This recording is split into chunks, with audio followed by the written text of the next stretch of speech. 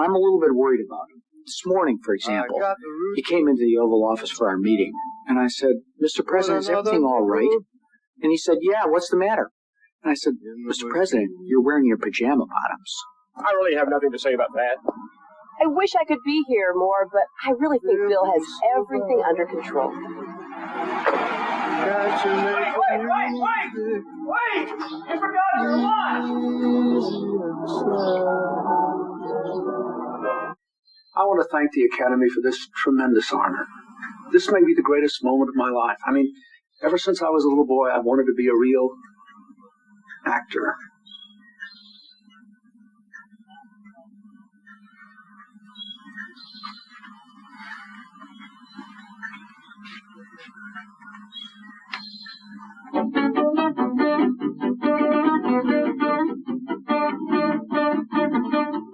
"2016, the contest between Donald Trump and Hillary Clinton. Do you remember this?"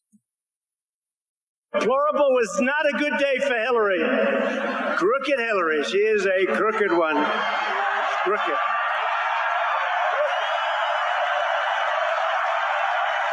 Well, they all said it was a disgrace. How dare Donald Trump call Hillary crooked? I mean, the Clintons, they're almost like royal family in America. Well, a few years on, the Federal Election Commission has fined $100,000 against the Democrat National Committee and Hillary Clinton's 26 campaign. And this follows an investigation where they claim they were paying legal expenses to a company, but actually they were hiring a bloke called Christopher Steele to produce a dossier. And that dossier wasn't just full of inaccuracies. That dossier basically said Trump was linked with Russia. And so began the Russia conspiracy. So began the Russia hoax. We've seen it on both sides of the pond. I have to say, it even led to me being accused in Parliament under parliamentary privilege by the MP for Rhondda, Chris Brown, the other day of having earned an astonishing amount of money from the Russians in 2018 when I didn't earn a single penny. I did write to the Speaker, and he wrote me back a very nice letter basically saying MPs can say what they like. And so the Russia hoax goes on. Hillary Clinton and the Democratic National Committee are being fined by the Federal Election Commission for a combined $113,000 for not disclosing the money Hillary's 2016 campaign spent on the Steele dossier. Former President Trump reacted to the news last night, slamming what he calls the hoax against him and his presidency, saying this corruption is only beginning to be revealed, is un-American, and must never be allowed to happen again. Where do I go to get my reputation back? And here with more, Judicial Watch President Tom Fitton. Tom, to you, I would say only just now being revealed to large portions of the public, but these are things that you and Judicial Watch have been aware of for a long time. Yes, this is a settlement. If you're the Clinton gang, you're going to say, well, we settled this. This doesn't mean we're admitting to anything. But given the grave nature of the issues underlying this charge, they didn't settle it lightly. And it further adds fuel to the fire that there was criminal misconduct targeting Trump. Here you had lies related to the spending of money, and it was designed to disguise the origins of the dossier. It's clear. And the question is Durham going to follow up on this? We've known the dossier is a lie. We know they were pushing it out around election time and shortly thereafter. But we didn't know until a little bit later that it was tied directly to Clinton. And they tried to disguise that. And there's gamesmanship sometimes in politics here. But the regulations here require disclosure, and it wasn't followed. You're supposed to tell people what you're spending money on when you're filing these forms, and they lied about what they were spending the money on. It's pretty clear based on just a review of the records. Scandal in the 90s when the Clinton re-election campaign got caught taking dirty money from the Chinese that were tied to spies. China funneled millions through plants they had in Washington. Guys who were lobbying on behalf of the Communist Party to sway Clinton and the Democrats on trade and tech.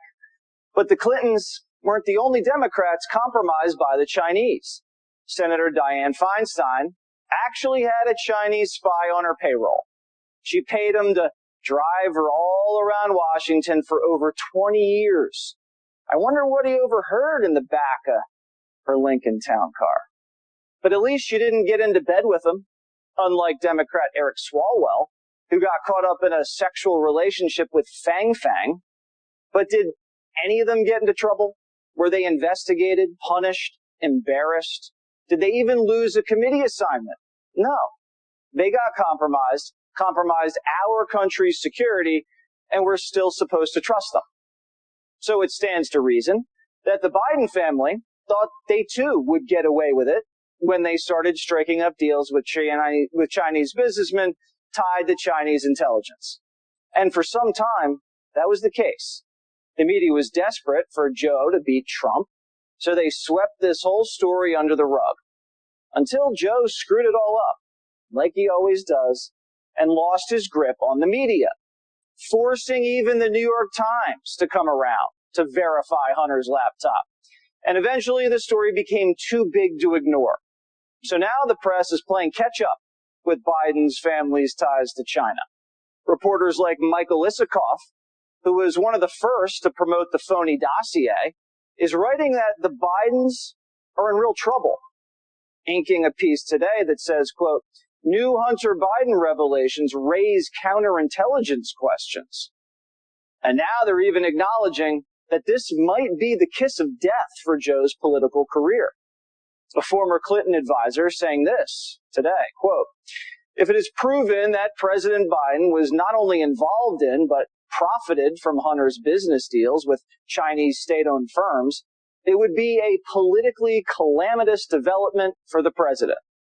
But the Biden family is still whistling past the graveyard, claiming Hunter did everything above board, and that this is all somehow Trump's fault. Hunter walked through hell. He didn't wake up and say, Aunt Val, I think I'm going to be an addict. Trump and his right-wing followers have continued to do whatever they can to discredit the family and therefore bring Joe down. We also have a history of kind of moving in and out of Pakistan. I mean, let's remember here, the people we are fighting today, we funded 20 years ago. And we did it because we were locked in this struggle with the Soviet Union. They invaded Afghanistan, and we did not want to see them control Central Asia.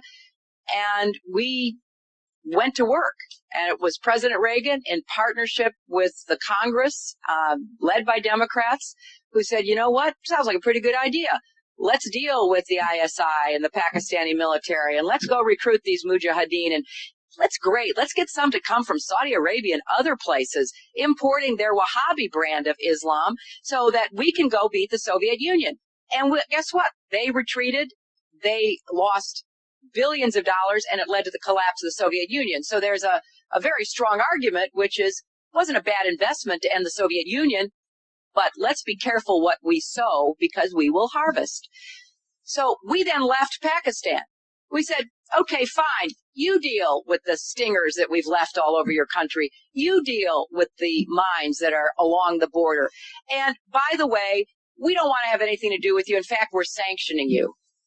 So we stopped dealing with the Pakistani military and with ISI, and we now are making up for a lot of lost time. Besides planting fake evidence of transactions with Alpha Bank, what other evidence might they have planted, considering what we know about Hillary Clinton per the 500-page OIG Horowitz email report with that footnote? I can't remember the page, but we're going to get it up here. With that footnote, the Clinton Foundation and Crimes Against Children. What might other serious evidence might they have tried to pin on this president? I mean, I don't put anything past them, anything past these people. I mean, the Clinton Global Initiative was basically a slush fund, so they could fly around the world and do whatever they want, whenever they wanted, by saying, we're going to hire, we're raising money from Bill Gates and all these other rich bazillionaires, these guys that hobnob with Jeffrey Epstein, by the way, no big deal. Mm-hmm. And then they used it for their own benefit. So the Clintons have no credibility, but what I want to do is goad Hillary Clinton to running for president again, because it would be awesome if Donald Trump faced her in 2024. So I'm hoping that she does. And I think she has an ego big enough where she will literally be like, this is what she's saying to herself. There's no way I lost in 2016. I should have been the candidate in 2020. I'm going to run in 2024. Her ego can't take it. And Because if she runs, that's the only way we're going to have mainstream media focus and scrutiny on the Clinton Foundation to the extent that you're calling for. So we can find out the levels of depravity and criminality that this organization has perpetuated on the American public for decades, literally, and get to the bottom of the actual Russiagate hoax, which is it started and ends with Hillary Clinton and her campaign. That's right. Where the money is. That there has been a pushback thanks to the brave Ukrainian military offensive action. There is time to resupply the Ukrainians so that they can continue to defend their country. You heard Secretary Blinken essentially say, look, sanctions relief could happen. It all depends on the behavior of Russia. Can we really live in a world where Putin's let back into the New World Order? Where Putin's let back into the New World Order? Special counsel John Durham now accusing the DNC, Hillary Clinton's 2016 presidential campaign, and others of improperly holding back hundreds of documents relevant to his investigation under unfounded claims of attorney-client privilege. Our national correspondent Logan Raddick has details. Logan.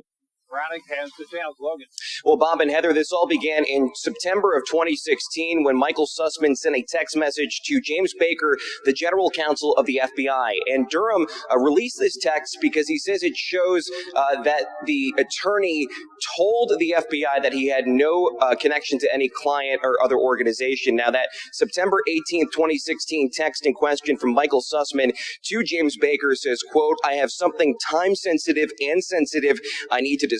Do you have availability for a short meeting tomorrow?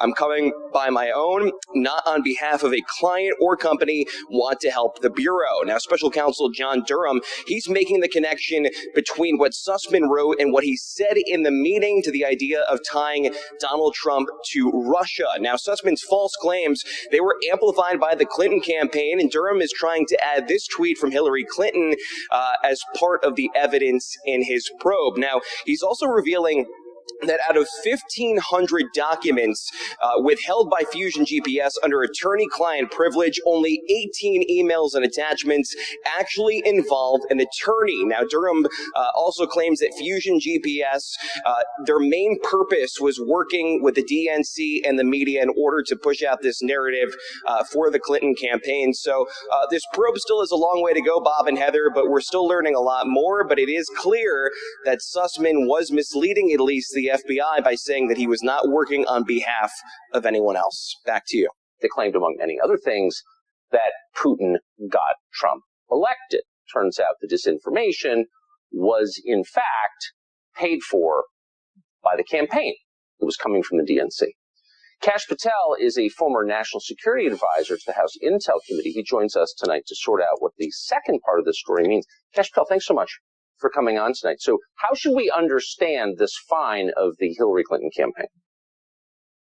Thanks, Tucker. So the main thing to take away is that the Hillary Clinton campaign broke federal law. That's why they levied this fine. When I was leading the Russiagate investigation, we had to get a subpoena from Congress to get the bank records to show that the Hillary Clinton campaign and the Dems paid for the Steele dossier. And 3 years later, the FEC finally woke up and said, yes, that's illegal, and we need to fine them. Had any other campaign done it, they would have fined them to the tune of tens of millions of dollars. But I'll take this as a start. But the biggest takeaway is the Hillary Clinton campaign broke federal law by taking political contributions and paying a foreign asset to gin up dirty Russian information that was fake, that they funneled into the FBI to falsely surveil President Trump under illegal warrants issued by the federal surveillance court. So the whole thing was a scam. It was illegal. They've been fined for it. It wouldn't have worked unless the entire Washington press corps abetted it, went along with it, reported the stuff as true when it was fact. It was just another set of campaign lies. It was Oppo. Has anybody apologized for their roles in this? I don't think those 51 Intel analysts, the heads of the CIA, they called Hunter Biden's laptop Russian disinformation, have apologized. They actually doubled down and said they were glad to give the warning, even though they've been proven wrong. Hillary Clinton and the Steele team and Fusion GPS have not apologized, even though her lawyers for the campaign have been indicted by special counsel John Durham. So federal indictments, federal fines showing corruption and a breaking of the federal law is not enough for the mainstream media to come around and say, not only did they get it wrong, but they got it so wrong that they need to be calling out the Hillary Clinton campaign and now probably Joe Biden or actually his son Hunter, because these people have been corrupting the media for decades, and they are supposed to be the bastion, the dynastic bastions of the Democratic Party, and they have failed in upholding the principles of the law, which you and I have reported on for so long. Well, and they prevented us from having a free and fair election in 2020 by suppressing information voters needed to know. And the people who did that, those 51 former Intel officials, all still have their security clearances, which they use to make millions. They trade on those clearances. Why do they still have their security clearances? They don't work for the government anymore. They work for MSNBC. That's a great point, and it's not a law that they have them. It's a regulation, and those can be revoked immediately, and they should be revoked immediately because they were spreading, as former cabinet secretaries, lies about political operatives that they favored one over the other, and they got a presidential candidate in Joe Biden to come out during an election and say, look, 3 CIA directors, a director of the NSA, and a secretary of defense said my son's laptop is Russian disinformation. So much of the American public believed them, and they were all lying, and they knew it because they didn't have access to the intel then, and they don't have it now, and they should have their security clearances revoked immediately. What happened to all the civil libertarians on the left? It's down to like Matt Taibbi and Glenn Greenwald and Naomi Wolf, and that's it. It's unbelievable. I've never seen a category vanish more quickly. I think the other big takeaway is President Trump was right. Clear back in 2017, he said, they're spying on me. And all the Democrats and the mainstream press said, no, that's not happening. 2 years later, it was Attorney General Barr who said spying took place, and the media and the Democrats had the same reaction. Now we know for sure, in 2022, now we know for sure that they were in fact spying. And it was, as I said yesterday, worse than we thought. I know nothing.